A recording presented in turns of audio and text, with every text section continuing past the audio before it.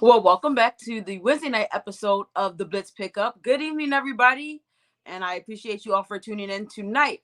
Listen, there's been breaking news, and it broke a couple of hours ago, maybe, just about close to 2 hours ago. And the next guy, the next core player for the Miami Dolphins has been extended.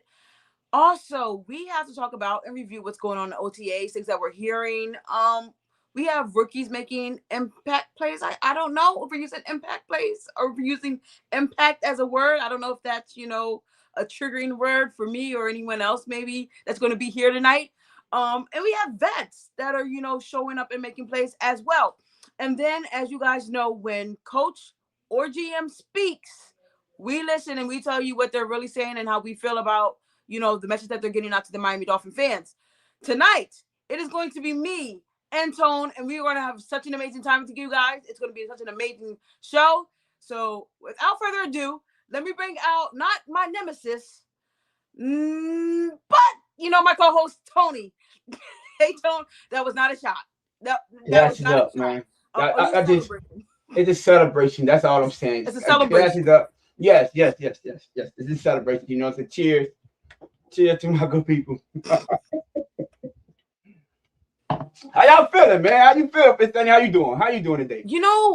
Today was really great for me. I was getting ready to go into, Bible study, and I get a text message. And I'm like, hold up, wait. Then I see, Picture Report. Then I see Adam Schefter, and I'm like, what is going on? So, I take a little before I open the door to go into church. I look and I'm like, oh, Aaron Brewer got paid. We up. I guess we up. I guess we're excited about this.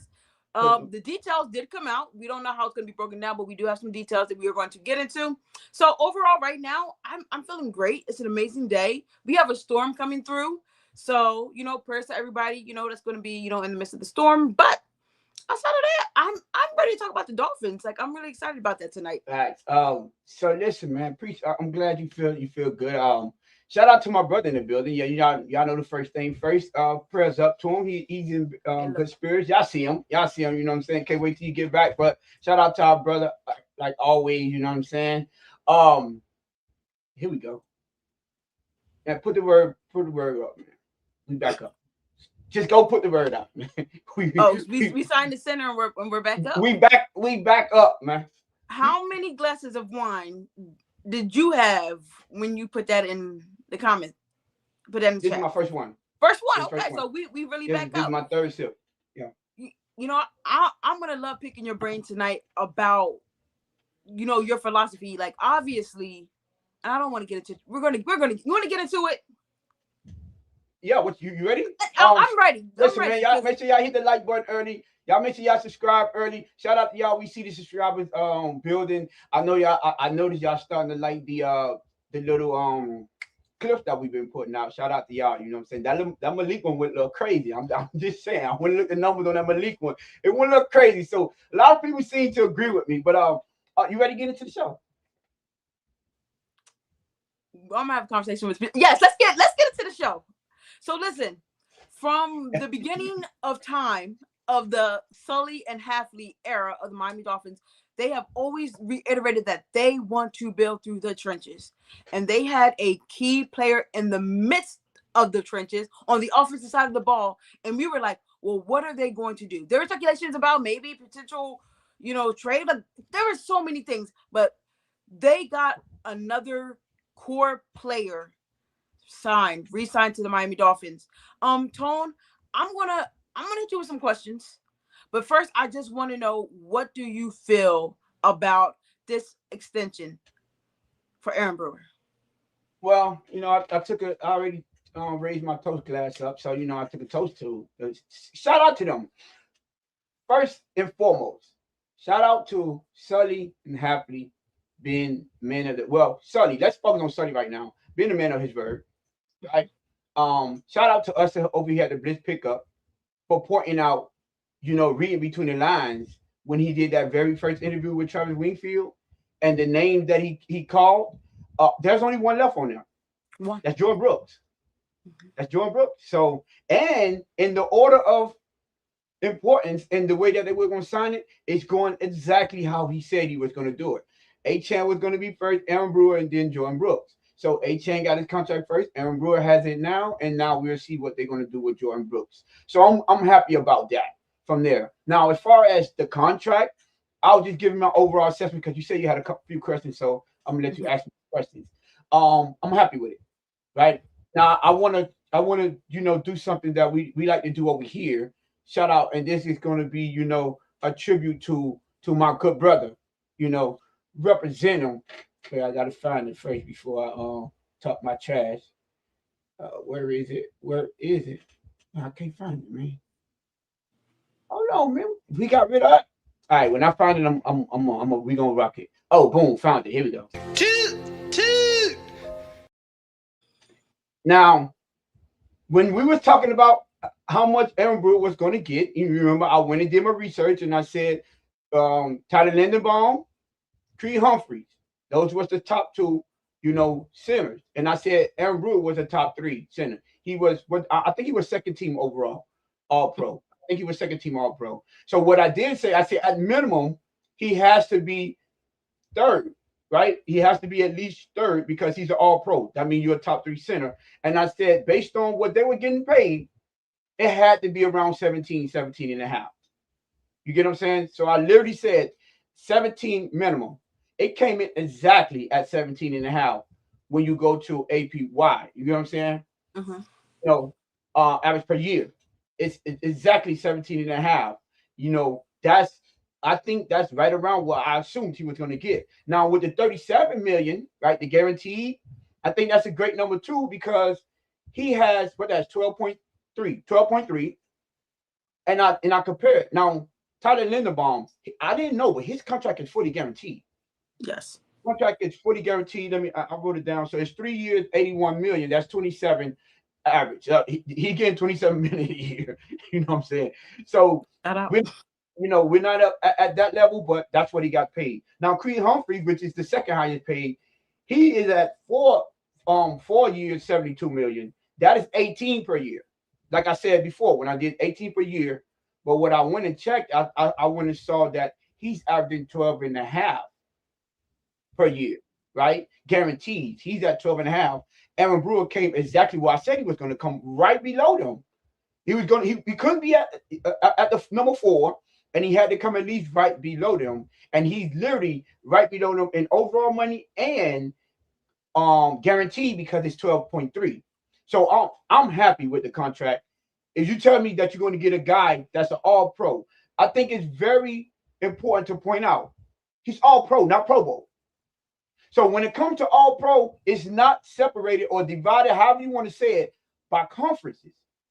That's in the league. So all pro, which means they said he's the number two center in the league. I think it's something to be said about that. And I'm glad that they signed him. Appreciate him. I will talk about the size a little later, but I want to see the questions that you have. But for my first initial statement, I am happy. Obviously, I'm happy, and I'm glad that they, gave him his money. I'm glad he's in the right range. Now I want to see the construction of it when the intricate details come out. But so far, so good for me. Yeah, I think the message that Sully is sending to the players, um, especially the ones that are going to be competing, the ones that will have a chance to come in, these young rookies, right? If you come, you play hard, you play to your best, you will be rewarded for it. But it's also standing on his word.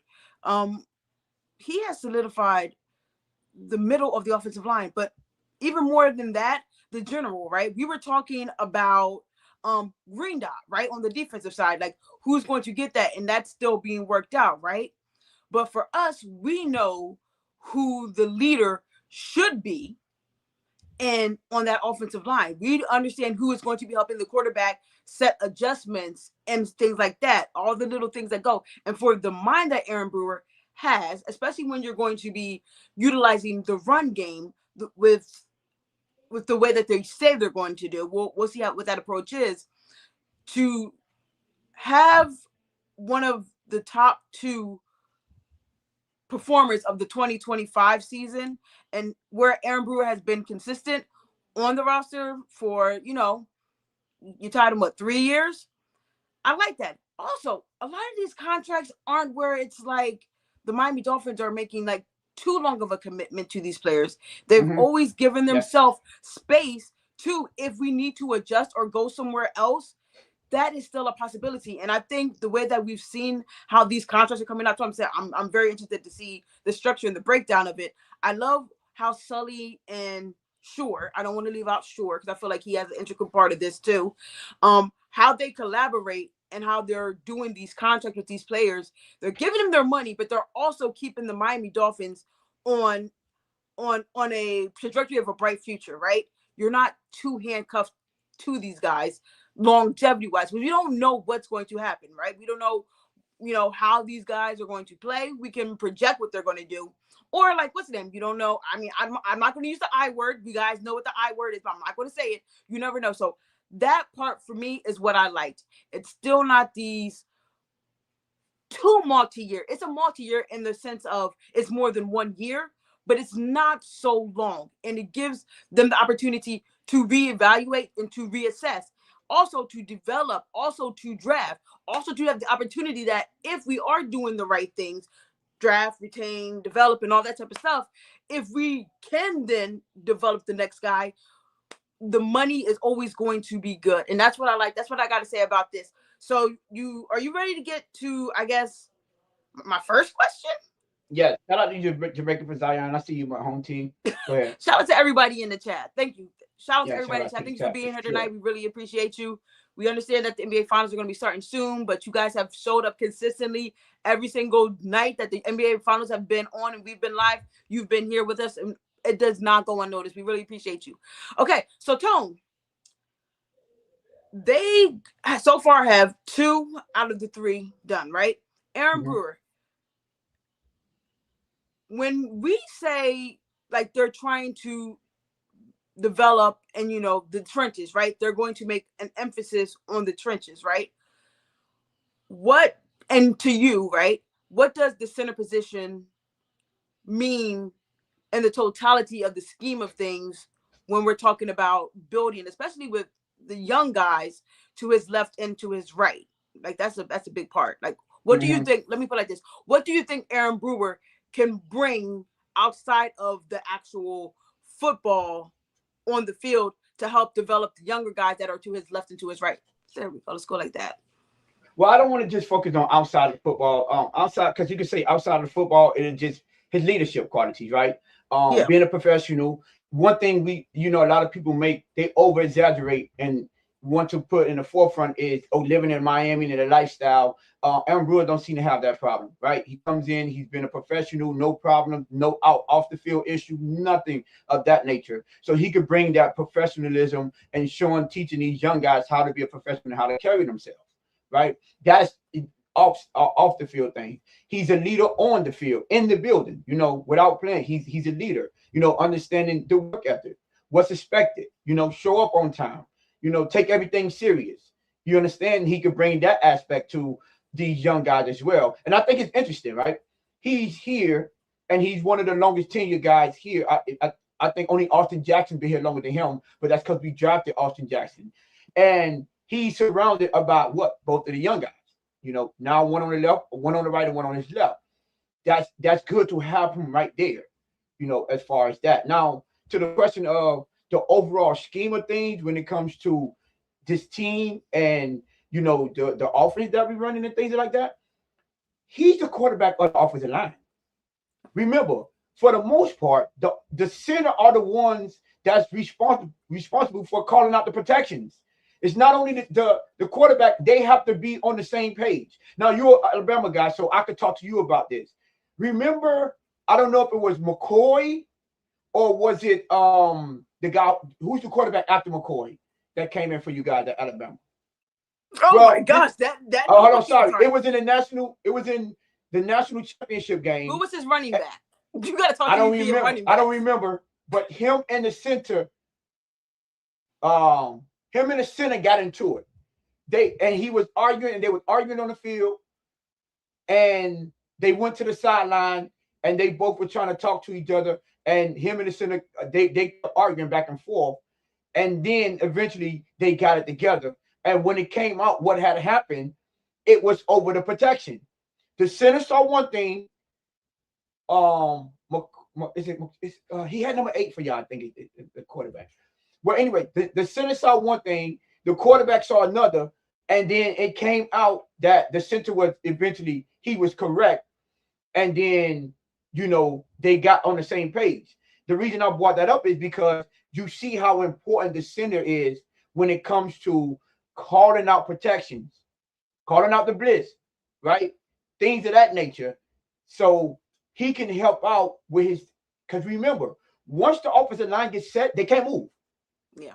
Right? You can't move. So now you have to rely on just your center. You can't look back at the quarterback and say, see what you're doing. So now the center, you see the center pointing. All the time, what you do, see the center pointing. Hey, him, this, that. Sometimes they even call out the mic, but for the most part, the quarterback is calling out the mic. But if he doesn't hear or the offensive line don't get it, it's the center's job and responsibility to let the rest of the offensive linemen understand and know what is the protection. So I think that is his major key that he's going to bring. And he's right next to both of the young guys. So both of the young guys can hear him, even in away. Remember on the away, it's loud. You might not be able to hear that quarterback behind center, especially if he's in the shotgun, but you can hear, because you can turn around and lean to your center. You just can't raise up and listen to your quarterback. Right. So that's how you can get the protections and the calls and things of that nature, and y'all make sure y'all on the same page. So I think that's going to be a very pivotal role that he's going to play for this team going forward. Being that we, like what you pointed out, you have 2 young guys on that offensive line, and then of course, as far as the mentality, he has exactly what you want, right? Exactly what you want from a mental aspect, because he always finished, right? He doesn't take plays off, and he's very smart, understand what he has to do. So all of that is the things that he's going to bring to this team, which I think that Sully and Hafley saw value, right? Deemed to be valuable in him. And you even when you got a young, especially with a young quarterback, I ain't gonna say a young quarterback, a quarterback he's not experienced as far as playing time. 22. You can trust the center, right? You can trust that you have a center on there that can help him with the blitz packages and the protection. For the number one key thing to what you want to protect your quarterback first. That's the first and foremost thing. So I think Aaron Brewer brings all that, and I'm strictly going what he did for the Miami Dolphins. Mm-hmm. I know a lot of people say, some people in Tennessee didn't like him. He played guard at Tennessee. I just want to point that out. But he came over here. They converted him to a center, and he's been nothing but amazing since he's been here. He performed. He outperformed what we expected, and he he exceeded his expectations, and I think he deserved that contract. It was warranted. It was warranted, like for real. It was warranted. No. Listen, I'm not here to ask. I was going to ask you overall. You were breaking down the money in comparison to the other centers in the league, right? And you laid down the foundation of you believe that there were 2 better than him, but that he was 3rd, correct? In line? No, I think he was second team, so technically he was the second. Yeah, but I'm saying, like when you're looking at the centers, like the top centers, or like who you would be top centers, like okay, right. Well, see me, I had Creed Humphreys, right. I'm not as up on Tyler Linderbaum like that. Mm-hmm. I'm just going by the word around the league. But, I watched Creed Humphrey. Well, he's in the AFC, so we played against him twice. And also, I watched Kansas City in playoff games. The Las Vegas Raiders, they don't make playoffs. So the only time I get to see them play is when, for the most part, is when we're playing against them. And a lot of times when we're not playing against them, they're playing at the same time as us. So I don't have enough film study on him, Tyler Linderbaum, than I do Creed Humphreys. And Creed Humphreys is like that. From his rookie season, he's like that. And I would say, if you want to say he's a better center than Aaron Brewer, I will give him the edge because he did it throughout his whole career. Aaron Brewer only been doing it for 2 seasons, right? So yeah, but yeah, he's one, and then Tyler Linderbaum. If people want to put him up there, I wouldn't give too much pushback. Okay, so from a contractual standpoint, obviously the Miami Dolphins had to meet the expectations of what you know Aaron Brewer and his agent were going to be looking for, right? Mm-hmm. When we look at the cap, right? I know people are always going to say cap, cap, cap. What does this mean? I know you can't break it down too much right now because we don't know the structure. Yeah, we don't.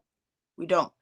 Do you believe that it is good business paying your center just south of $20 million? Well, yeah, I think you pay the market dictates what you're supposed to be paying them. You're Um, saying the market is the market? no, well, Okay. yeah, the market is the market. But hold on, wait, yes, hold on, Listen. wait, yes, I just had to throw that. I'm sorry. the I'm sorry. market I'm is the having a good market. time over Yes, here. yeah, Yeah, yeah. for Aaron Brewer, the market is the market. No, for everyone, the market is the market. For everyone. Okay. Yeah, Okay. yeah. See, I'm not the one. I'm not one of the ones that just because that quarterback said the market. I didn't say that it wasn't. I was just saying we shouldn't pay the market value. He could go get it somewhere else. That's a difference, There's the But difference. yes, the market. That's why I didn't want him to get paid. I wanted him to get the 50 option, and then if you want to pay him above market, I thought at that point he would have earned it at that point. That was my whole, my mindset from day one. But for Aaron Brewer, yes, you had to pay him his market value. Now, Aaron Brewer plays up to the market value. That's it, without question. He's played at that level, regardless of what. One thing I can see when we break down the field on Wednesday, I've always had plays where I say, "See now, look what Aaron Brewer did."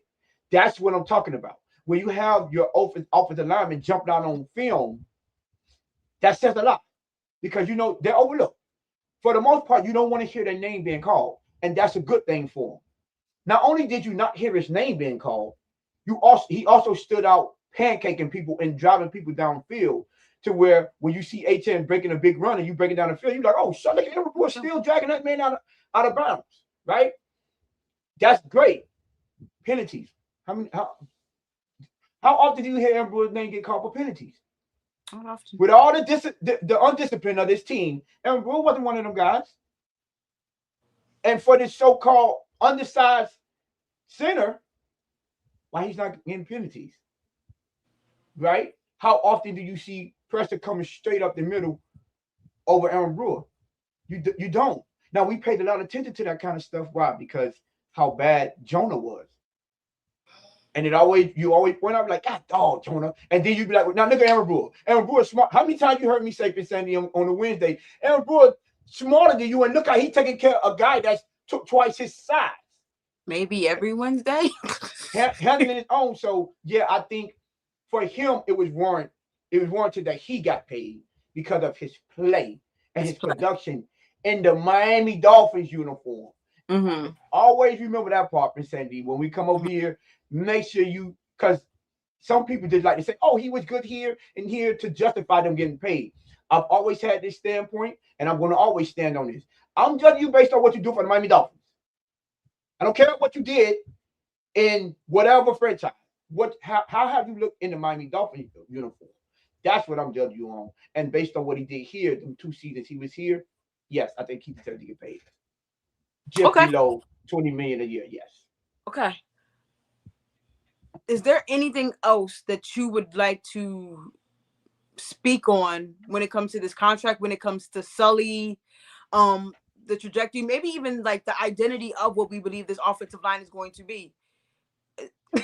Don't mind if I do. I haven't I have done homework, but I haven't wrote down like specific things, in a while. So if I could get maybe 5-10 minutes, 5-10 minutes. Okay, I'm gonna just relax. No. I'm gonna relax, because I'm pretty sure we're gonna see an edit of this, on the. This might be clipped. I'm not gonna lie. Shorts now, y'all. We putting out more content. Just yeah, to sure. recap. Yeah, they have to.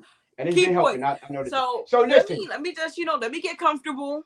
I'm comfortable. Go ahead. Do your thing, Tone. I see you in that Niner. Shout out to Niner. You was pretty close on the guaranteed money because he said, I think he did say between 13 and 15 million for Aaron Brewer. And he's right at 12.33. So shout out to Niner for that, calling it out.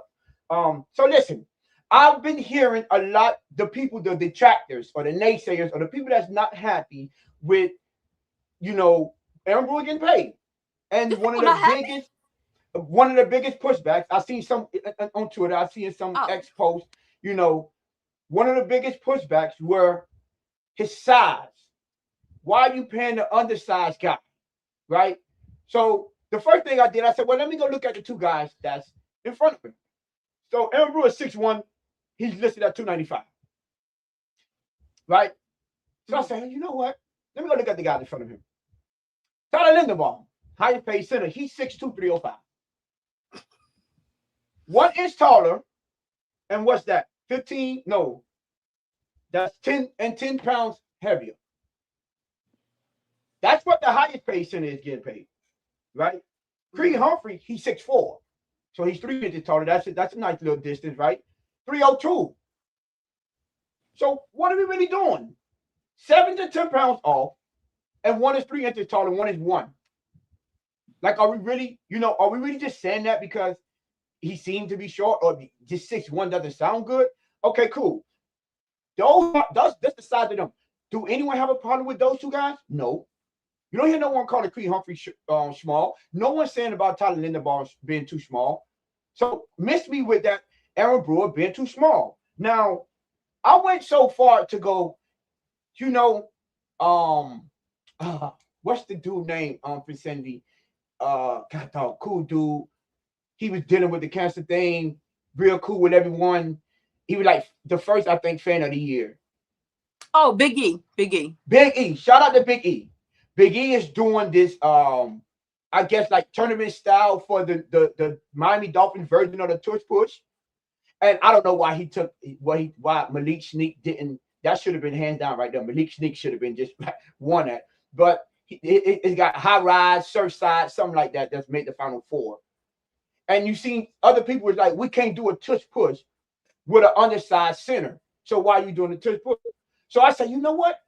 Just for the sake of things, let me go see Jason Kelsey, the leader of the Tush Push, and see his measurables. Y'all ready for it? He's 6'3", 295. Aaron Brewer is 6'1", 295. Jason Kelsey is 6'3", 295. That team is the creator of the Tush Push. So this, to me, lets me know that you guys are just arguing just to argue and complaining just to complain. Not doing your research, not doing your homework, and it's like the negative stuff. Maybe y'all mad because Mike McDaniel got fired and y'all was a fan of him, or we didn't bring back Waddle or Tyreek, or Tua is out of the building. Maybe y'all mad about that. But what I always say is, I say, if you're going to complain or you're going to make a statement, can it at least be based on facts? At least. So Aaron Brewer, for his size, is not undersized. Now, 6'1", 295. Guess what? You know what that tell me? First of all, for the most part, how do you win on the line of scrimmage? Leverage. You win with leverage, people. That's just being 6'1" gives him the automatic advantage in the leverage. Why do you think Aaron Donald was so much of a dominant force? He was short, well put together, and compact. So he had the leverage. You couldn't out-leverage him. And it don't help that he was super powerful, which we all know that is what Aaron Brewer is. He's super powerful. So he has the makeup to be a center. Now, after doing all that, you know what else I did for Sandy? I said, you know what? We had some great centers, right? I got one back there. One of our great center, Stevenson, right? We got Stevenson, our Hall of Famer. And out of that, who would you say is our best center since Stevenson? Who's the second best? Maybe all time for Miami Dolphins. Say it again. I can. Pouncey. Mike Pouncey. I said, let me go look at Mike Pouncey, Florida Gator guy. You know what I'm saying? Hey, let me go look at him. 6'5", and I'm like, okay, he was 6'5", cool. 298. So I'm trying to figure out, where does this undersized notion come from? I'm looking at all the good centers. They don't seem to be those giants, right? I think the outside, the one person in this because it's in our he's in our division, right? Is Connor McGovern. He's the only guy like 6'5" or 6'6", and he's like 313 pounds. He's the only massive center in the league. You want to know what else is a benefit for having Aaron Brewer at the center for this offense? How tall is our quarterback? What is he like? 6'2"? Is he 6'2"? 6'1", 6'2", right? Well, I was gonna say 6'1", but he's 6'2". He's 6'1". Let's say he's 6'1", 6'2". Don't you think that benefit him without having a tall 6'3", 6'4", 6'5" guy to have to look over every snap? That benefits him as well. So let's not just look at the negative. Let's look at how positive that is. When everybody say, "Oh, he's not going to be able to look over those tall, massive, offensive linemen," and Brewer's not tall and massive, and all you got to do is look at your passing lanes. So, for the most part, if you're going to complain, I would complain if the play on the field wasn't up to par. You have an all-pro center. Why are we worried about his height? Now, if it hinders him or to show up in games, okay, cool.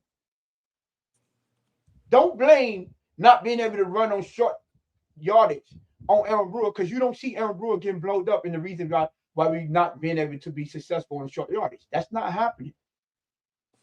So I just wanted to take that into account for everyone that was, crying and complaining. You got a all-pro center for $17.5 million a year and $12.3 million in guaranteed money. That's a bargain for all-pro center. So I just wanted to get that part off vicinity, because that stuff I had to go do a little homework and bring that to the forefront and educate at least our listeners and our subscribers. Do not listen to the nonsense.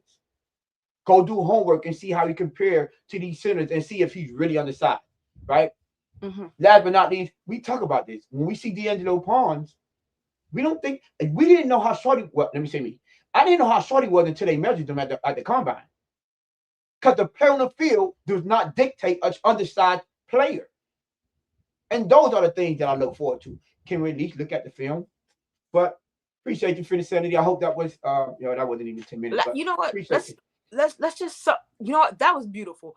Last question, and we're gonna move on, to some OTAs, because I'm really excited about that. Would you say that Aaron Brewer is a dog? Yes. That's it. I don't want an explanation. Yes, he's a dog. If you want to know what a dog is, go watch his film. So the Miami Dolphins had OTAs, and a lot of news. One day the media had access, I believe, right? We heard some things from those guys. Tone, what did you take away from what you heard coming out of OTAs? Well, overall, what I heard is it seems like redoing the first install helped everyone out tremendously, right? Mm-hmm. What I like from an overall standpoint, there was a back and forth now, right? We wasn't just solely working on, Malik has been struggling and Quinn Ewers been. No, they was talking about how great both of the quarterbacks have been so far, good throws. And then it was also talking about the plays that the defense was making, right? And I noticed that now when they started release, they only releasing small clips, but they had that nice throw by Quinn Ewers, and then they had that interception by Ethan Bonner. And then today, shout out to a name that we've been trying to call out, Jacob Rodriguez doing a punch out, right? His specialty, he punched the football out from Terrence Marshall Jr. So overall, what it seems like all the players are getting comfortable with the installs, and now they're just playing instead of thinking. What did I say for something? Remember I said that is a big key component that people overlook. When you know what you're doing, you play faster. And it seems like everyone is playing faster now, because this is the second go round for this install. And I'm looking forward to, how things are going to look in training camp. Another thing is I like the fact that they started running the ball, and they're seeing how the offensive line and the defensive line are, playing and practicing against each other. Remember, I mentioned the fact that they said that Proctor had moved Kenneth Grant over, and this is without pads. And now I heard that Chop had got around Patrick Paul on one play, and then another yesterday they were saying how Patrick Paul and Caden Proctor was clearing out lanes for the run game, especially on that left side. On I think they said with like 3 or 4 plays back to back to back to back. That's cool coming out of camp. And you know what else? I like the fact that now they're starting to be on. I'm not gonna say honest, but they feel like they can give the full performance from these quarterbacks. Because now, like from yesterday, was it yesterday? No, today's practice, they were saying how Malik threw the interception at the end. That was the situational football, 1 minute 29 seconds on. They were like, he did drop the ball, but he threw an interception to Lonnie Johnson. Shout out to Lonnie Johnson making plays. I think you mentioned that in your introduction, right? The vets making plays. Lonnie Johnson got an interception. You on mute just so you know. The vets making plays. That's vets. Yeah. So the vets out here making plays, and then you have the rookies out here making plays on the defense. So I like that. And then you got another vet in Ethan Barner making plays. So now they can give the whole story. They mentioned how Malik Wood looked sharp. Yeah. But then they said, but he, in that situation, he still didn't get into the end zone. And then they came out and mentioned Quinn Ewers looked sharp. But he also didn't get in the end zone. He didn't throw an interception, but we failed to score. So now we're getting the full. It seems like they don't have an agenda to push, and they're giving the full stories out. And it probably helps that it's their last one, so they didn't want to hear Hafley be so far off from what they're saying, coming out of training camp. And then obviously you see the videos coming out. So we have evidence of what's actually going on. Couple clips here and there. So I think that for me, it's them look like they're moving in a positive direction and trending more towards how I was saying they should start getting comfortable, and we should start seeing the offense making more consistent plays, not sprinkled here and there. Yeah. These are consistent plays. Now you see he was like, shout out to Adam Poupart. Adam Poupart said, I saw 5 outside of, I think they showed a dart, 5 plays to where he was wowed by the throws that Malik Washington was making, right? He had 5 wild throws, not just the okay, he did this. And then they pointed out, but they would say maybe Quinn Ewers' one throw, it's like a toss of who had the best throw over the season in the whole training camp. That one could have been that best throw. I don't know if you saw the clip of the one with Tutu Atwell. Oh yeah. Jumped over, that's the play right there. Matter of fact, it's on the screen. Yeah, that's the throw in the play right there on the screen right there, where Tutu Atwell reached over Wilson to make that catch. Now, I would like to point out the location on that football is what made that catch happen. Let's just keep it. He doesn't make a great catch like that if Quinn Ewers doesn't put it in that area. Accurate downfield. I think he said it was a 20-yard play or something like that. 20 or 40 yard, 20 air yards, and then another 20 in running catch.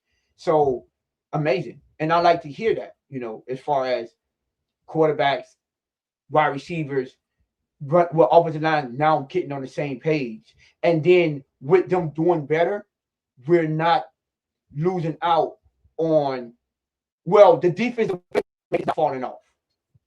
I think that's a great sign, because what you want is a good back and forth that show you that both units came to play.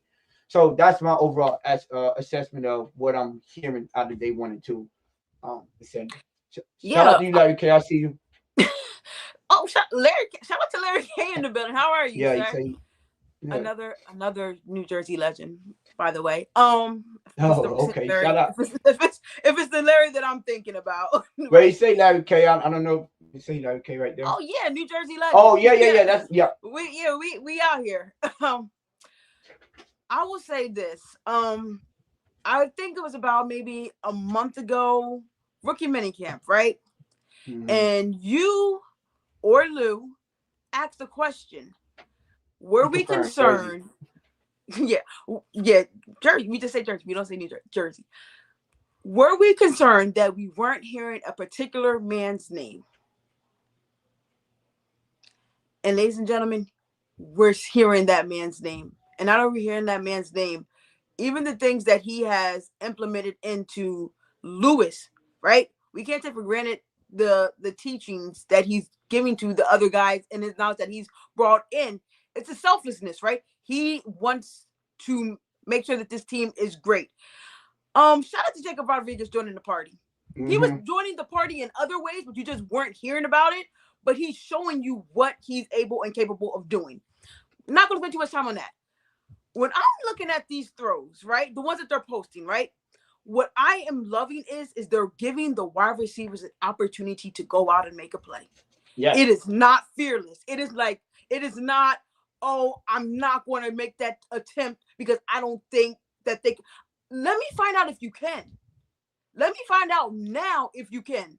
And to your point, the placement by viewers, even some of the phenomenal, throws that we didn't, or the darts we didn't get to see, for many, but we got to see the one play where he's utilizing his athleticism and he's showing his freakish nature with his arm strength and his arm ability to say, you know what, I'm going to try to get that ball there.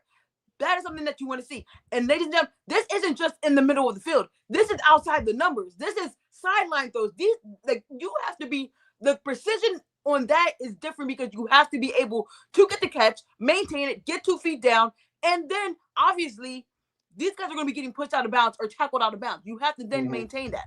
So the fact that, from what I'm hearing, is that both of these quarterbacks are embracing this opportunity, and it sounds like they're really, throwing things at each other, like they're both showing up ready, prepared, and to go for it. And we'll get into, something that Hafley said about, within the QB competition that's going on, or how they're assessing it and how they're utilizing the wide receivers. Thought that was a beautiful thing and insight that he gave to the fans when you're thinking, oh, is this really a competition?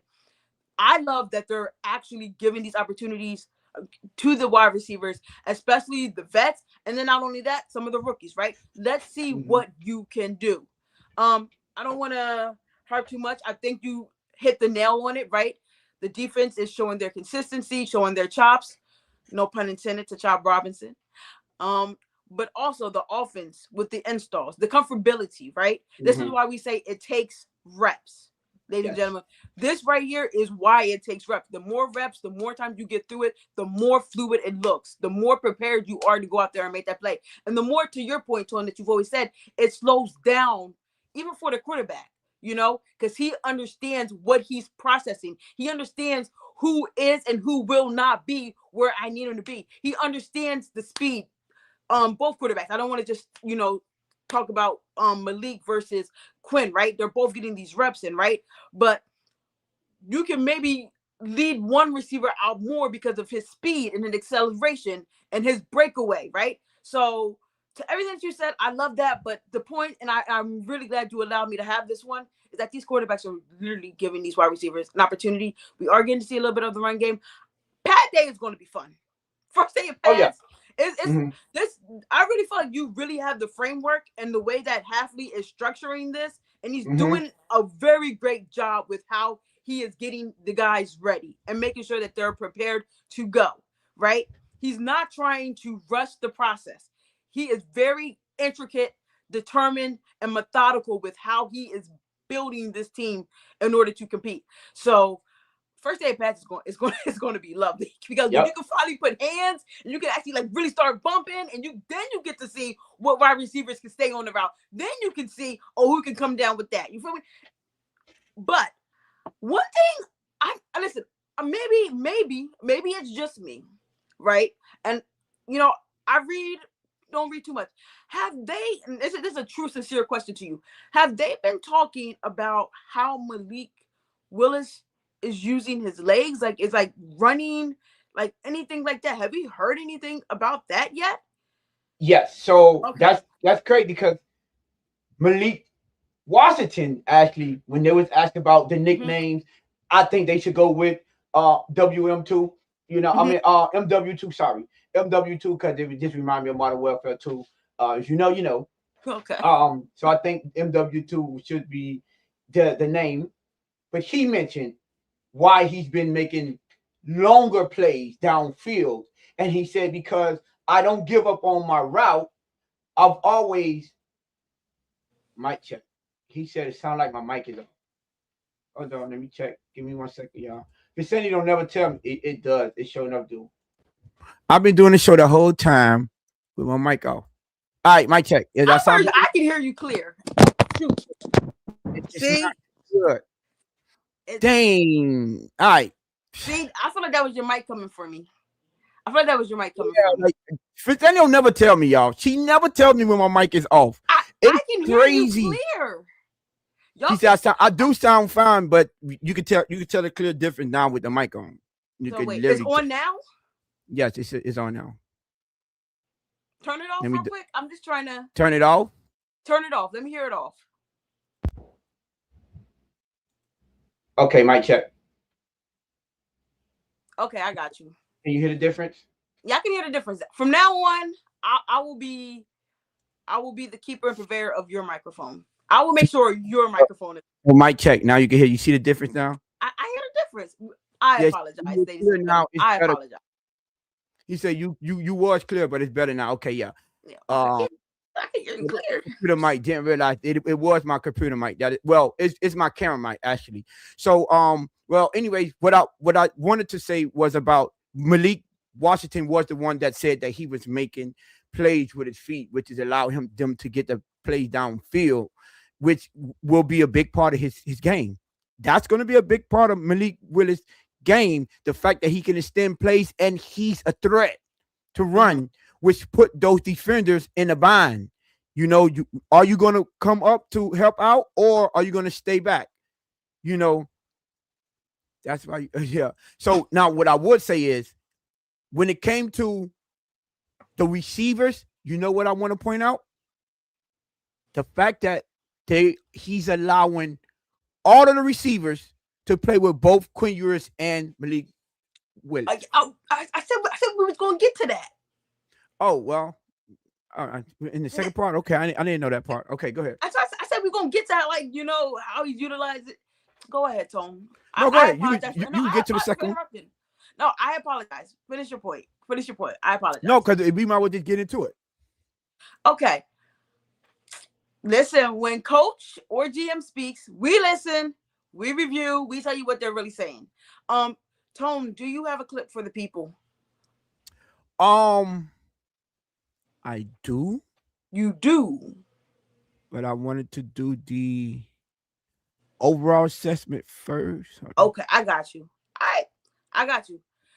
So, Tone, we listened to the Jeff Hafley interview in its complete entirety. What were the key points you took away from Hafley's interview? Press conference. Sorry, his press conference. I don't want to say interview. From his press conference. Well, see now, since I already started off with the wide receivers, that was one of the main points that I got from him was he was allowing the receivers to play with both quarterbacks so they could get the timing down. And he said so no one could be at a disadvantage. I think that was great.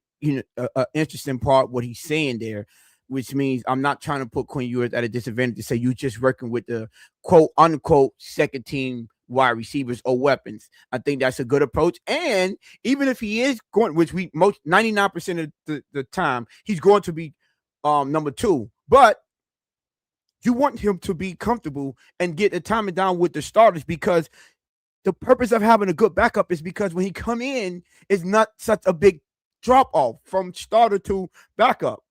So he needs to get those reps with those starter players. And I think that is a great approach that Hafley's taken with letting these quarterbacks work with all of the weapons and not just second or third string weapons. So that's one part that I wanted to point out that I like what he said. Another part that I like what he said is, and these players echo these same sentiments, right? The emphasis on every single detail. Every single detail. When they asked him, what was your expectations coming into, OTAs and mini camps, and do you think they lived up to it? Sound like Coach Hafley and me be speaking the same language, because he said I didn't have expectations, right? I'm coming in as the first, I expected them to struggle. I'm here to evaluate how they perform. There's no way for me to have expectations if it's, this is my first time with the team, their first time in this offense and defense. So I didn't come in with expectations. I came in with the mindset that I have to teach. I think that was amazing that he said that. And also, I think he pointed out the things of, people earning positions, earning playing time, and earning a spot. But the best thing that I take from that is when he said, I can't wait until the pads come on. When real football, right? But why? He said, because I want to see how they react when adversity hits. When you may or may not lose your spot. That's what he was saying. If you lose your spot, how are you going to react? Are you going to pout, mad, or are you going to take that as a challenge? Mm-hmm. He said that. That was very key. I'm like, now that's what I was looking for. He's sending a message still to this day. Mm-hmm. Don't get comfortable with where you're lining up at right now. Because when the real football, he already said it. He said, he said he don't take nothing from the people that enjoy OTAs and minicamp. But it's just what you said, OTAs and minicamp. The real football comes when the pads come on and you can actually hit. And I think you hit it on the nose, because he said some of those things where, can you make those plays when you have a defender on you and you're getting tackled? Can you make those same plays that you're making here when you know that it's all comfortable and you're not going to get hit? Right. Remember, I said the same thing about quarterbacks that look great in training camp, because there's no threat of a hit, a tackle. So that pressure is away. Every quarterback can sit back there and just deliver the football. Why you think Reese Sinnett was amazing? He was awesome. Reese Sinnett was the MVP of the offseason, right? But the real game time, they wasn't the same. So things like that is what you have to pay attention to, and it goes well for especially the trenches. Mm. This is when I wanted to, Chop, you've been doing, Chop been looking great. Well, let's see how he look when the pass come on. Mm-hmm. Right? I see, these wide receivers been making nice, great acrobatic catches. Well, let's see how they make these catches when the pass come on. One thing that I did notice, Sandy, a lot of the plays was across the middle. Mm-hmm. Let's see if they making those same plays when the pass come on. Or are we going to start seeing crocodile arms? Right? Those are the things that I'm looking forward to. But as far as from what Hafley was saying, that was the key point that I was like, okay, he brought it home for me when he said, it's good what I saw so far. They as far as the evaluation, the development, the improvement, he's proud of what they've done.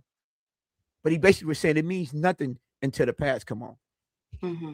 He said it, not me, when real football starts. That's what he said. That's real football. So that's my assessment, and that's what I took from the overall assessment. Now, I am going to mention the joint practice, but I have the video for that. So just in case you were wondering, I am going to mention that, but that's what the video is on. Okay, yeah. Listen, it's Wednesday. We're going to bring y'all some film. There was one question that he was asked, and it was kind of like how he feels, how he's doing as a head coach, right? Like how he would evaluate himself. Mm-hmm. And the way he answered it, it let me know that he's not living outside of the moment. He's not, making grandeur in his head. He's so into football. He's not thinking about, well, how am I doing? He's about his players. He's about the development of these guys and stuff. He's also about the process of his coaching. And he said, well, I got to take some time away, talk to the guys, and reevaluate. Yep. Everything for him is in the moment. He's not like overly like making it bigger than what it needs to be. He's keeping it football. Mm-hmm. He's not trying to outsmart or outthink himself. He's not trying to outcoach his process. He's not trying to, make some grand scheme of something. He's in the moment and he's taking it step by step, day by day. period by period. What I mean by period is you had the rookie mini camps, then you had mini camps, you had mandatories, then you have OTAs, right? And he's not living outside of those. He's just showing up, doing his job, and he's not overextending what he needs to do. He's not wasting. Here we go. Let's put it like this. He's not wasting time on things that he doesn't need to waste time on right now. He's focusing on the thing that needs to be focused on. And I think that the way he answered it, when he said that, it it hit me, and I was just like, oh, this man really just cares about football and the results. Mm-hmm. How is the team getting better? Is the way we're coaching, and like the thing, like to your point, when we said it, he's like, no, if you're not doing it the way that we taught you to do it, the fundamental way, do it again. He's not trying to like make it bigger than what it is. It's football. He's not thinking, where we were talking about, oh, they were so emotional in that Mm-hmm. moment at that press conference. It's like all that's behind him. He got all that out, and now he's just into, how do I get this team ready to compete? Yes. And that part, I really like. I think people maybe didn't take it the same way I did, or maybe they did, but I didn't want to let that part go by the wayside, because it's showing his mentality and it's showing his focus. And that's why we see these players as intent, to your point, to the details, into the process of getting better and developing, and even with the installs and all the things that we say, he's really just in the moment. He's really just coaching. Like, and I love that. I love Yeah. that he's just showing up every day. He wants to do his job. We're here. This is the plan that we have. We're going to execute this plan, and then we will go back and see how we maybe could have tweaked it or done it better, something like that. So yeah, I just wanted to talk about that, because the thing I really do want to talk about, you said you have film on. Yes. Well, let me Yeah. get let's get it up so we could get our camera on here. But I will want to say this. I want to add this to your point, Vincent. I did notice, see, and that's selflessness right there. Mm-hmm. Understand? It's not about me right now. It's about me being as good as a coach for my players and be a teacher, right? And you notice every time they ask players about Hafley and what he brings, they always say leadership and attention to detail. Mm-hmm. All of them. Like it seems like everyone is on the same page that they noticing. Like it's every little small thing from the film. We watch film with attention. We practice with attention. They stretch. Like he'll have a heart attack hearing me say stretch, right? They stretch with attention. Everything is with attention. And it's not just, oh, we're going through the motions, and he make everything, very, very, it's important. And I like that. For me, it's like keep the main thing the main thing. The main thing is teaching these players and developing these players so they can become the best player that they could possibly be. And he's focusing on that. Right? It's as simple as saying simplify things. There we go. The Boom. way that you do get difficult, like math. A lot of people have a problem with math, especially when you have them big, huge numbers and these equations, and you're like, what in the world? Simplify it. And that's how you become good at math, right? I use that same thing at when I'm work, when I have the people under me, right? All of my employees. And it's a lot of the stuff we do is very difficult. I explain it to them in the simplest form so they can understand it. And they're like, how can you get him to do that like that when I couldn't teach him nothing? Because I said, I simplified. You tried to tell him about this and the codes and the product and the gloss and the this and all that. Doing things to That worry. is so much stuff to intake at the same time. It's like, what? I narrow it down to one thing. Always, what I do is find out one simple thing. Hey, listen, you would never go wrong if you look at this part right here. Just make sure this is on point and everything will fall in place. Everything else after that, you could learn away. Okay, why does it say this, but up here it say different? And I can explain that to you. But it's simplified. You know this is what you're supposed to do. Now I'm going to explain it to you why, because you got the simple part. And I think that is a great technique and skill set that you have to be able to teach people. And Hafley has that. So shout out to them. But I do have this clip. So the clip is Vincently.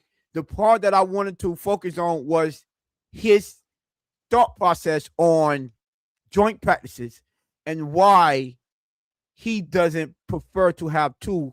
His preference is to have one joint practice. So let me play it, and then we'll give out, see how we feel about that. I caught you saying that you're not a fan of more. No, don't call me Oh, yes, I did catch you quickly saying you're not a fan of doing more than one joint practice. Yeah, are Can you? explain why? Are you a fan of doing two? Yes. Sure, I like it. Yes. Why? It's more different than a normal practice for us who are gonna watch. Oh, so it's more fun for you. You get to see how they respond. Corrections, adjustments. Yes, you get to see how they Why respond. do you think I don't like the second day? Oh, Because the it temper gets flare. yes. Yeah. Let me pause right there for a second. Did y'all hear what Omar said? The reason that he liked the second one? Respond. You should have You made a get to see how statement. they respond, right? You should have been one in the statement, but go ahead. Yep. I mean, you're just inviting everyone I've experienced on the second practice, which is what we used to do.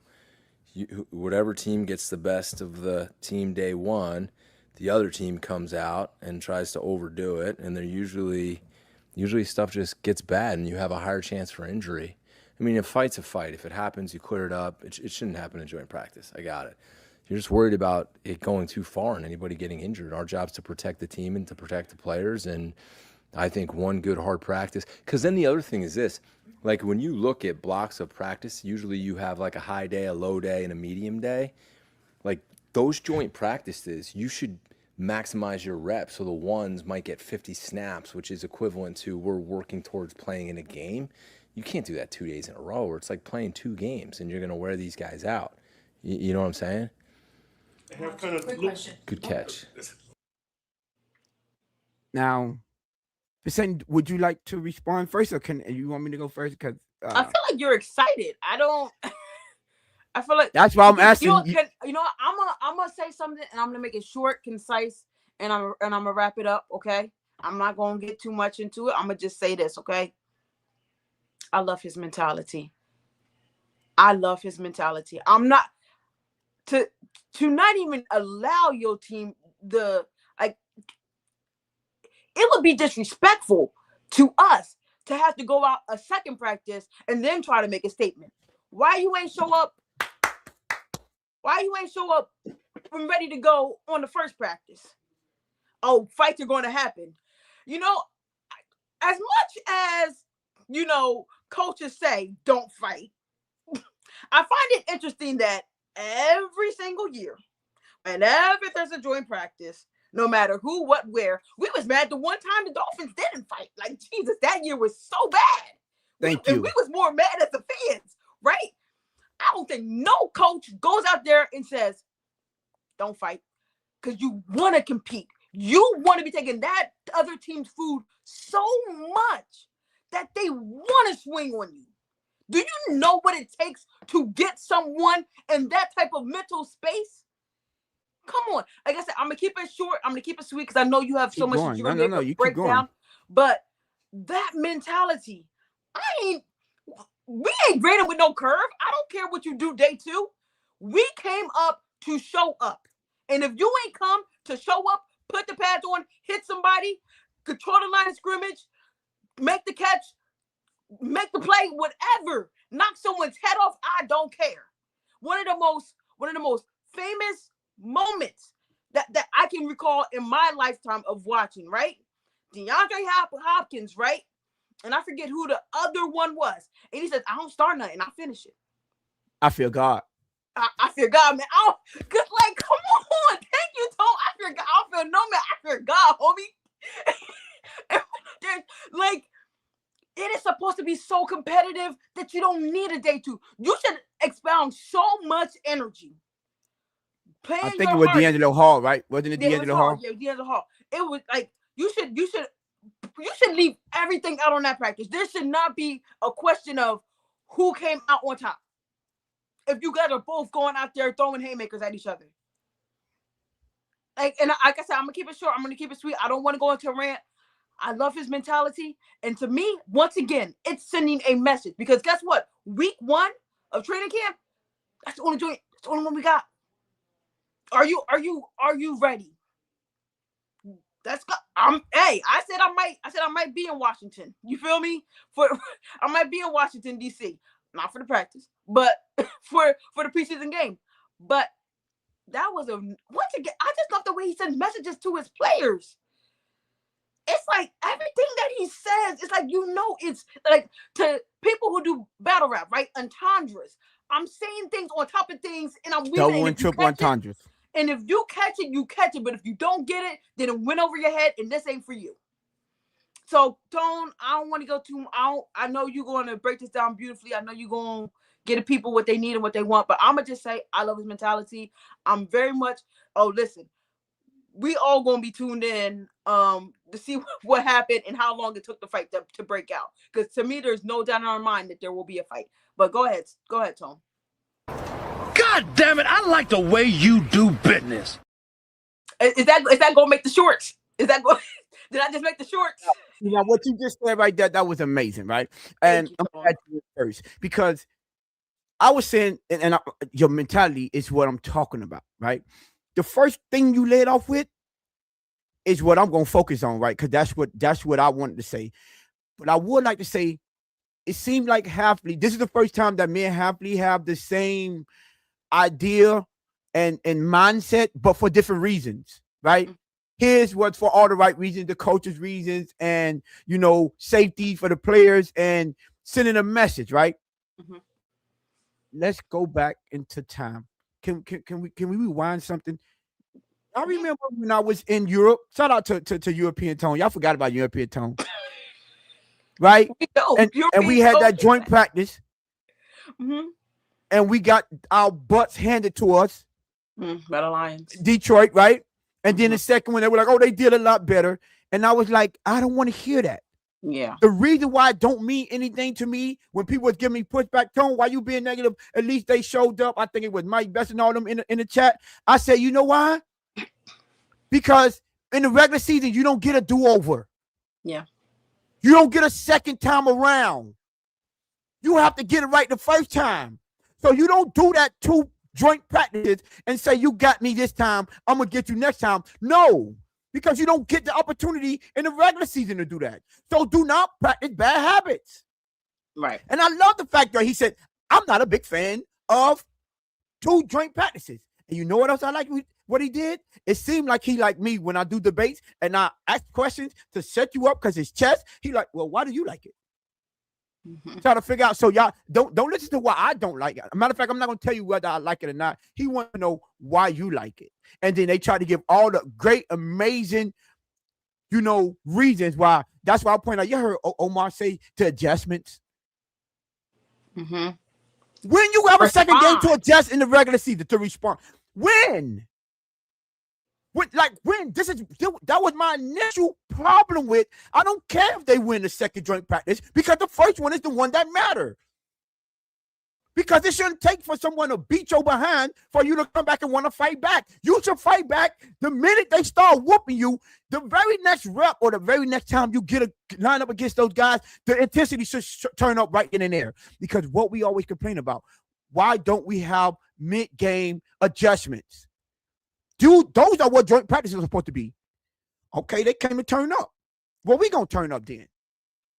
Just like Jordan Brooks, like, man, they tackling our players. Why aren't you playing? And he fought Tyrell Dawson. Why aren't you tackling their players when we see them over there tackling our offense?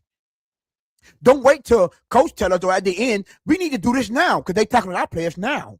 So let's tackle them now. That's why I was like, I love that mentality. I'm not a big fan of that. And you know what? Everything he do, what I say, is with intent. I love how he learned how to maximize his time and his practices.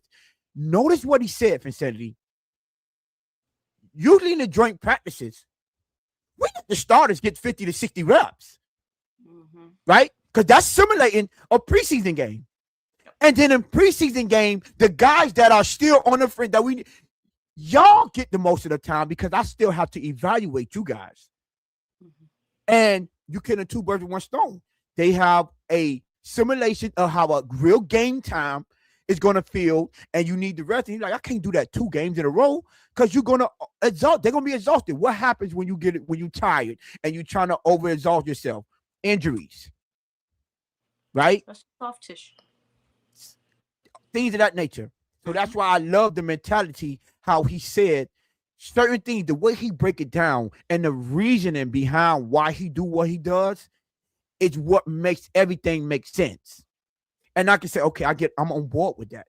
I like that mindset. Now he needs his players to follow with that mindset, because we know Brian Flores had a lot of these mindsets. The players just wasn't following him like that. Now it took some time for them to come around to it, but we know how that ended up. But shout out to Jeff Hafley. The reasoning behind why he don't like it made more sense than him just saying I don't like it. When you heard why, I'm like, oh, okay.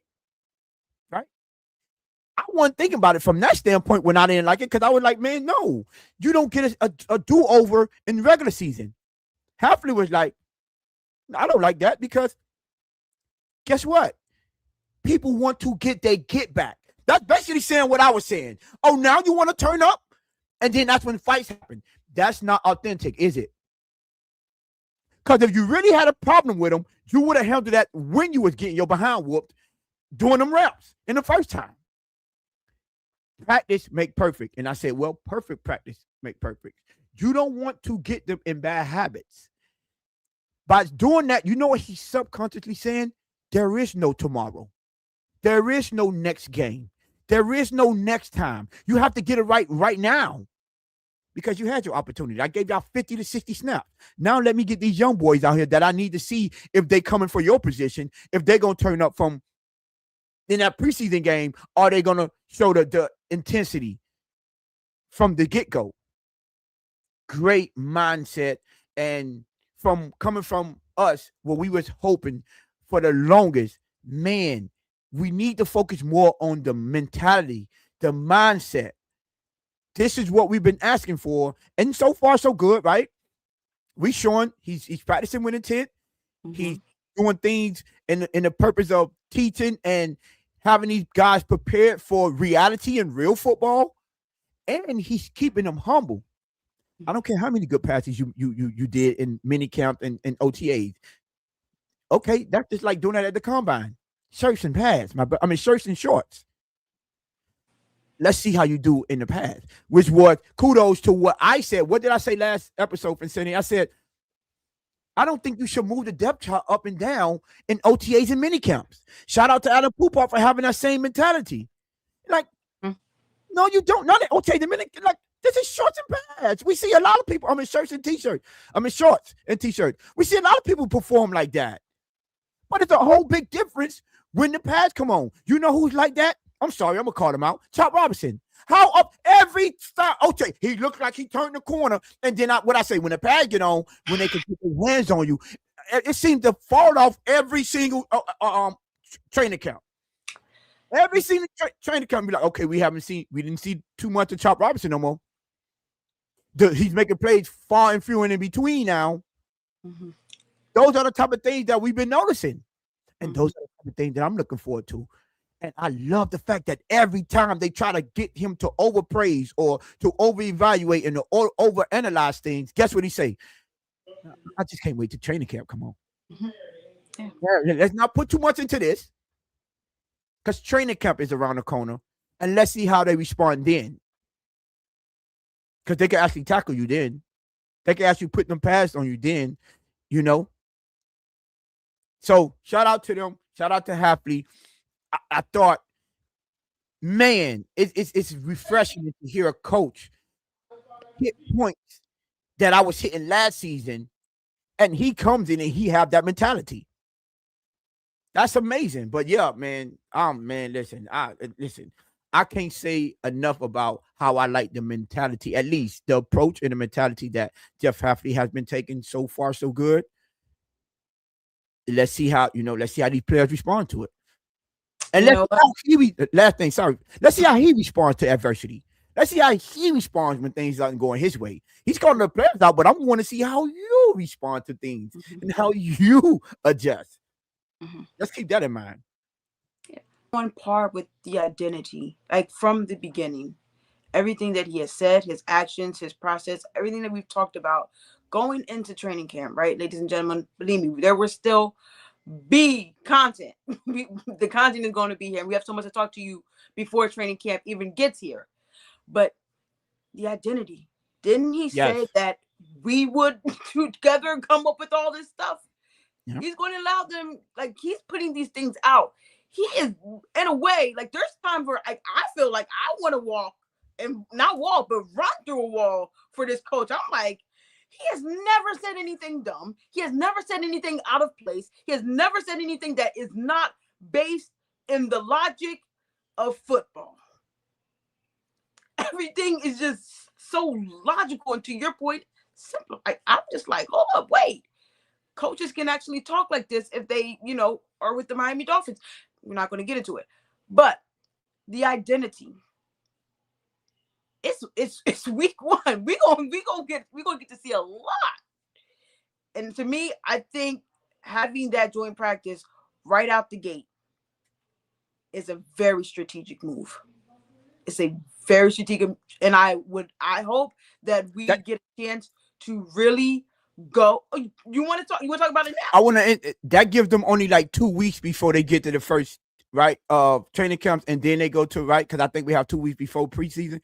The first preseason game? Are you? Yes. Okay, cool. I just want to know how much time they had to get in actual pads to build up. I'm tired of hitting each other. Yeah, like it's not going to be week one of training camps, guys. Like they are going to have their own down in Miami. We're going to say down there at the the Baptist Health Center complex, and then it's in Miami. Take all of that up into Washington week one, going into week one of the preseason games. Let's separate that.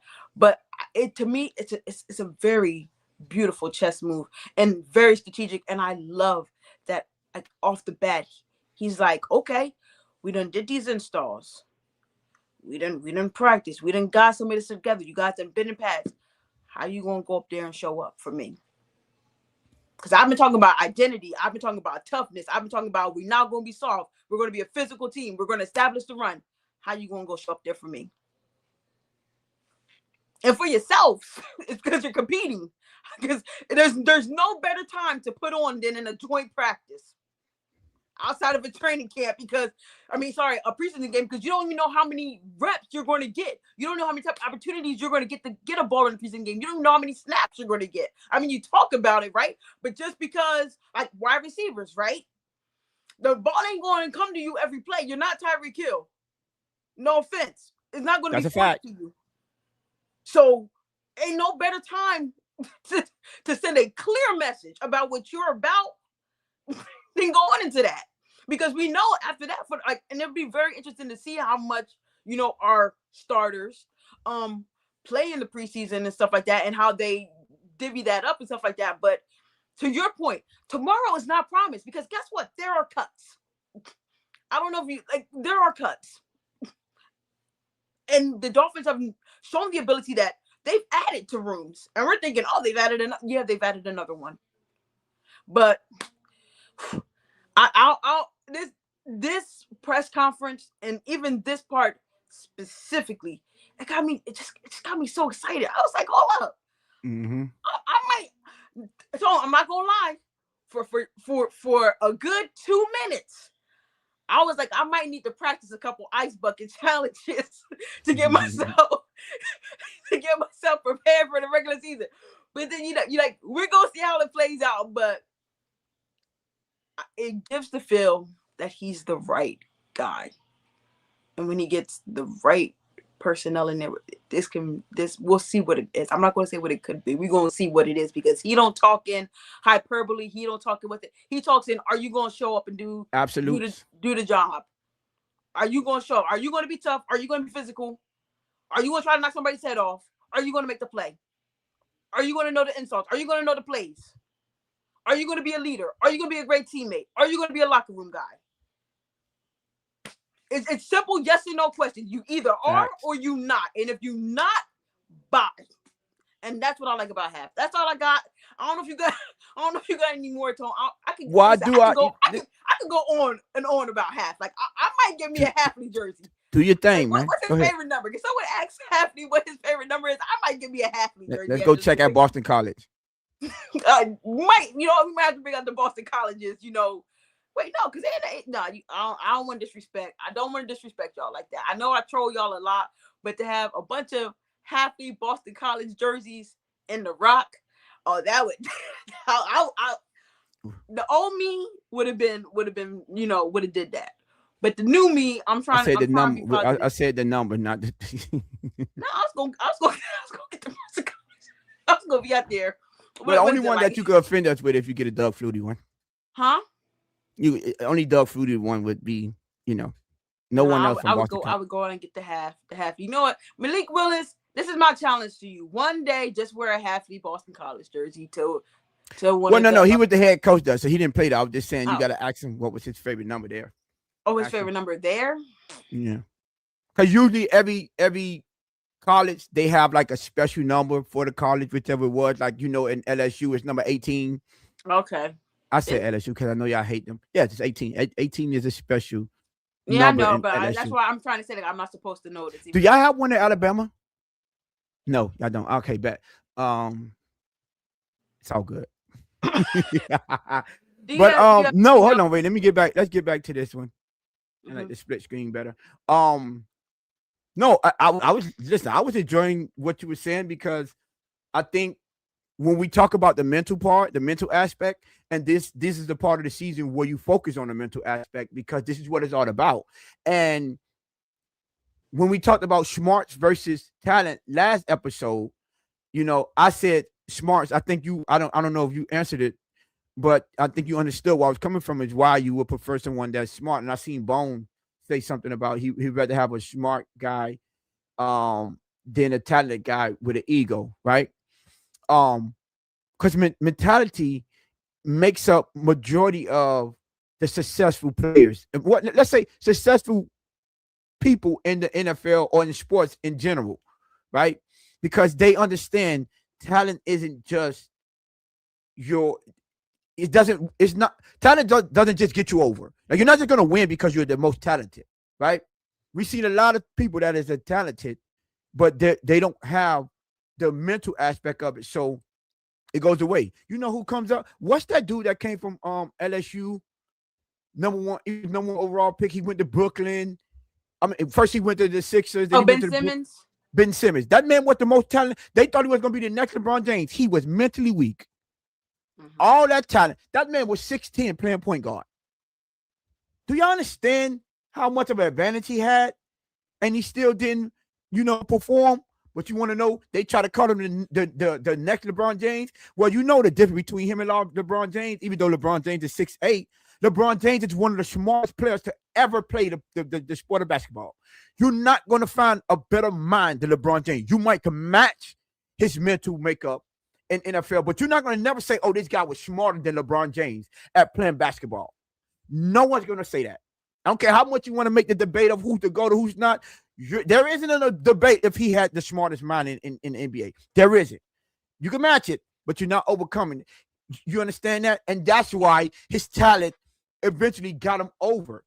And he was able to overcome his deficiencies or his downfall is because he was still a student of the game. And now, guess what we have? We have coach that his number one priority is what? Mentality. His number one thing that he look on for film, mentality. You get what I'm saying? And every time he go out there, Pinsaney just said it. Sometimes you hear what he's saying, he's like, God, dog, I could get behind that. You know what I'm saying? I understand what he's saying. Pause with the get behind that. But I understand what he's saying, and I don't mind playing for a coach like that. You know what I'm saying? Or rooting for a coach like that because he seems to have it right here, and he have the right makeup and the mental makeup to where we say he's not going to fail by not being prepared. That's not going to be his downfall if there's any. And that's a good starting point to have. Okay, he already have the mental aspect of it.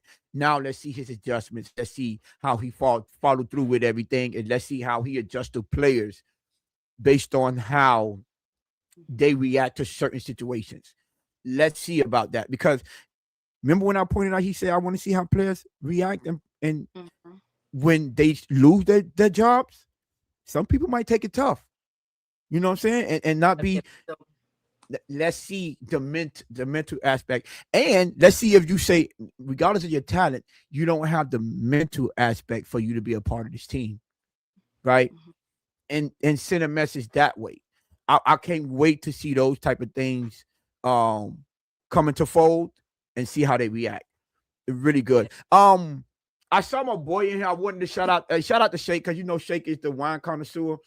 Shake, as soon as I was going in, I was like, you know what, Shake, let me get that. And I saw him in there. I wanted to let him know. I'm on that white wine today, Shake. But I need some red wine, Shake. Hit me up with some red wines. My boy Von Joe hit me up with some great ones, and I need some more. But yeah, Facility, anything else? I know you asked me if I had something. I just wanted to follow up what you said, because I could have listened to that rant too. You could have kept going. When I'm passionate about something, I go all in. The Hafley 26 jersey will be ordered. We're just gonna go with 26. That's first year as our head coach. The Hafley, we're gonna have the Hafley 26 special. Is anybody gonna see him in number 26? On this team, the last person I knew had 26 was Savon Ahmed, right? Right, I remember that one. Yeah. I don't know if anyone else had the 20. Anyone noteworthy that had the number 26. Okay. So yeah, we're gonna upload that. Von Joe taking shots at Nintendo is crazy. Called him as dumb as a box of rock. Hey, listen, those Bulldogs. She like hating on Georgia. Those Bulldogs. Well, you know what? He's the Florida Gators, so that's right up both of y'all alley. Y'all love hating on them Florida Gators. Man. Shake Money, get back in the chat. They you know what I'm saying? You're a Florida Gator. You should be hating on Nintendo. Lamar Miller was before. He was before Savon Ahmed on Sunny Day. But a great pool. I think she was just saying like players who wanted for us. Yeah. Yeah, because that's the first thing that came to my mom. Like, but no, Savon Ahmed was after him. Yeah. So shout out to Sunny Day. Well, when you said 26, I was like, and you said Boston Carter, I thought about Clint Porter, but I'm gonna leave that alone. Well, no, I'm gonna do it in the Dolphins jersey. What does this mean for Jay Brook? This means that he's third up. You're next. It's coming. Jesus Christ.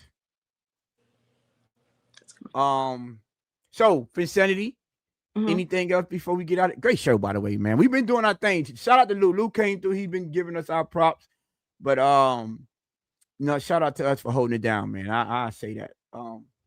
But anything else before we get up out of here? I'm so excited for Friday. I'm so excited for Friday. But anything else pertaining to this show? I like that they've paid so far their football guys, the guys that could be leaders and that will be the leaders in the room, and going forward. Shout out to Jeff Hafley. Shout out to the guys making it through OTAs. Cannot wait for the guys that have not been able to perform this offseason or participate this offseason to join in on the fun. I know we'll probably get into that sometime during this break. But I'm good. I really had fun tonight. This was a great show. I really feel like a lot of good energy came from this. So thank you guys for all showing up. I really appreciate it. I've noticed every single one of you in the chat. Thank you so much. Make sure you hit the like button. Subscribe. There will be a poll Friday. I had one, but we were so into this that I wanted to stay in this moment. And because Tony's out here doing shorts now, so I've noticed on some of them I'm looking up or I'm looking away. So I know I looked away a couple of times, but I'm trying to be centered. So when he does it, it's like, okay, we're engaging and stuff like that. But thank you guys so much. That's all I got. Prayers for Lou. Yes. Oh, the World Cup starts tomorrow. Vondo brought that up. Yeah, the World Cup starts. Hey, listen. You guys don't know this, but I am very big into soccer, and I am so listen. I was inclined to use my vacation time to. Do you root for whoever? You know what? Let me leave it alone. Do I root for what? Don't worry about it. Do I root for what? Nothing. I root for Team USA. The guy that played for Portugal. Ronaldo. I love Ronaldo, but I'm saying, do you root for whoever he played for? Is Portugal in it this year? Of course. Oh, okay. Are you rooting for them? No, I'm rooting for Team USA. Oh, okay. I was just wondering, Shout out to the American Outlaws. Mm. If you know, you know. But no, I'm rooting for. Didn't he play for y'all? He got famous for playing for y'all, Real Madrid, right? He got famous for playing at Man U first. We just took him. Ah, okay. Which is what we do, you know. We do. Hey, look. Root for all the Euro teams. Shout out to Lou. Soccer is definitely a European Now that's sport. one thing, soccer. We can't fight you on that, Lou. You know what? You know what's crazy? You know what's crazy? Because I was ready to troll Lou about basketball being an American sport again. Shout out to go Argentina, man. The little European, the real tall one, his team is up 57-32 currently in the second quarter. Oh, Spurs? Yeah, they're up. Oh, they blowing it out, huh? Yeah, but listen, not only does the World Cup start tomorrow, the World Cup of darts starts tomorrow, and I'm a really big fan of darts too. Like, I just love sports. And then you have the World Cup of chess. Listen, it's a lot of World Cups going on this year, but yes, let's go. Team USA, we're home. The final will be in North Jersey. Like, there's nothing better than that, than having the final in Jersey. Like, Jersey's up thank all God summer. for not being down here in Miami. Jesus Christ. Huh? I said, thank God they didn't have it down here in Miami. I mean, after what happened to the stadium last time, I really Argentina and Colombia, yeah. like, nah, bro. I was like, tear MetLife up and down. Mm-hmm. Tear it up and down. I don't want to see it. I don't even want it to exist. But that's all I have, because like I don't want to go into all the other sports things that I have going on and stuff like that. We start on Friday. Just so everyone knows, we do not play tomorrow. We will have our first game, I believe, on the 12th. So boom, that's it. I will see you Friday. So Friday is probably we do our first installment of around the league. You know, that segment that we was gonna bring to y'all. We could probably start it on Friday. I talked to you in backstage about it. I was gonna do it Monday, but we could do the first segment of around, the league, since we got World Cup, we got NBA finals and all that. So listen, the reward will go to all of y'all in the chat. Like, fact, you want to get us out of here or me, Vicinity? You got it. Because all right, listen, shout out to all y'all in the chat. Listen, make sure y'all hit the like button. Make sure y'all hit the subscribe button. Thank y'all for continuing to subscribe. I asked y'all to get us over 850, and we over 850. And I noticed that now I stopped doing shorts. We starting to get more subscribers. So shout out to y'all for watching the shorts. And listen, we appreciate y'all. The NBA Finals on. Y'all still rocking with us. We'll see y'all Friday. The revolve will go to y'all, and we're out. Peace out.